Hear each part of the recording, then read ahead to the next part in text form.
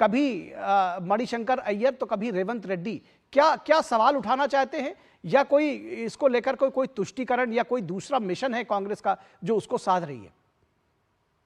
देखिए, सबसे पहली बात, ये राग इसलिए भाजपा द्वारा अलापे जा रहे हैं कांग्रेस के खिलाफ क्योंकि माननीय मोदी जी चुनाव में इस बात का फायदा लेना चाहते हैं।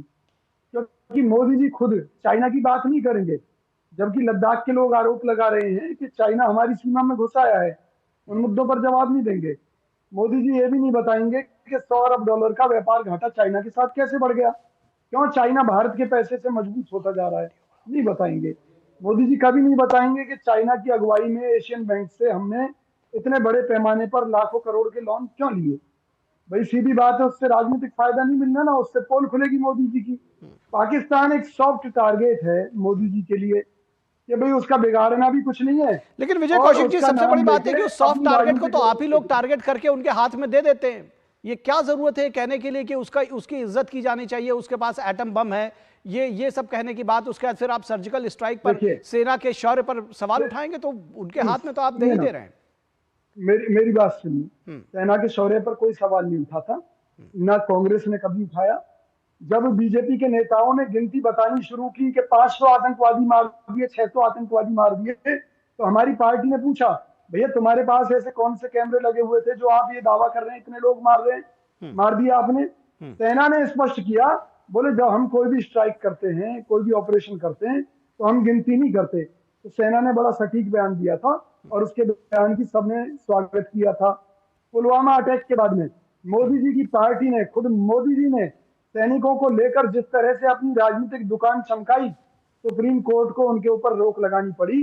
सुप्रीम कोर्ट ने कहा कि आप चुनाव में सैनिकों की वर्दी का इस्तेमाल नहीं करेंगे, पुलवामा के सैनिकों की शहादत का इस्तेमाल नहीं करेंगे।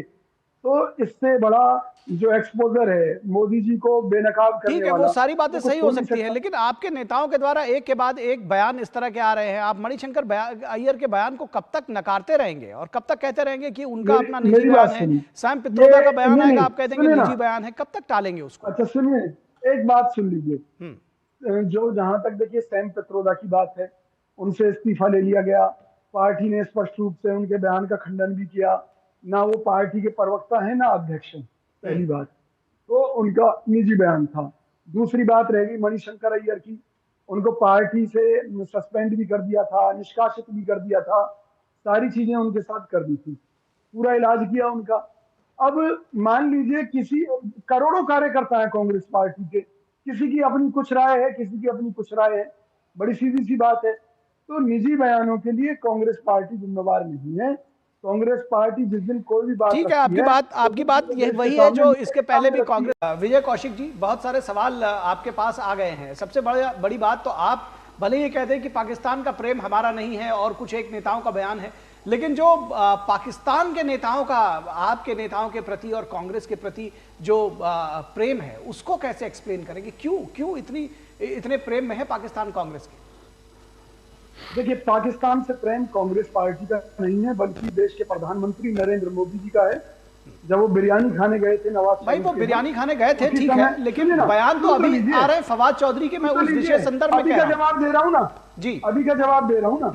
तो तभी फवाद चौधरी जैसे लोगों के साथ सेटिंग करके आ गए थे कि भाई तुम इधर से कांग्रेस की तारीफ करते रहना ताकि मैं देशद्रोही कहता रहूं कांग्रेस को। दिग्विजय सिंह से भी सेटिंग उन्होंने की थी पिछले 10 साल के अंदर। सुनिए, पिछले 10 साल ये सवाल भी आ रहा है कि दिग्विजय सिंह से भी क्या सेटिंग की थी, ये भी बताते चलिए। सुन तो लीजिए, 10 साल के अंदर मोदी सरकार में कितने आतंकवादियों को फांसी लगाई गई है, कितनों को सजा सुनाई गई है, जबकि कांग्रेस के राज में अफजल गुरु की बात हो, अजमल कसाब की बात हो, दोनों जवाब ले लेते हैं, समय बहुत कम रह गया, जवाब ले लेते हैं सिंह से। एक लाइन का सवाल और, हमें ये जानकारी मिली है पाकिस्तान समर्थित संगठनों को फायदा पहुंचाने के लिए मोदी जी ने अपनी पार्टी के उम्मीदवार कश्मीर घाटी में नहीं उतारे हैं।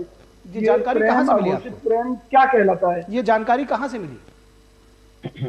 भाई जो जानकारियां मिलती है पब्लिक से मिलती है। भाई आप क्या सोचते हैं? चुनावी आरोप है, ठीक है, मैं उस पर कुछ नहीं कहूंगा। ये एसएन सिंह के पास आते, ठीक है, आपका पॉइंट आ गया, समय कम रह गया, जल्दी